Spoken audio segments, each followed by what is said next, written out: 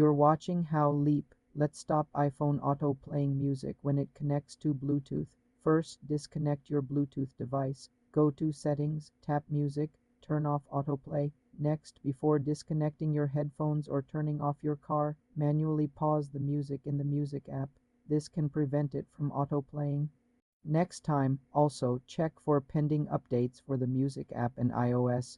You're watching How Leap. Let's stop iPhone auto playing music when it connects to Bluetooth. First, disconnect your Bluetooth device. Go to Settings, tap Music, turn off autoplay. Next, before disconnecting your headphones or turning off your car, manually pause the music in the Music app. This can prevent it from autoplaying next time. Also, check for pending updates for the Music app and iOS. If the issue persists, delete the Music app and reinstall it from the App Store. As a last resort, reset all settings in Settings, General, Reset. This won't delete your data. For more simple tech tutorials, subscribe to the channel.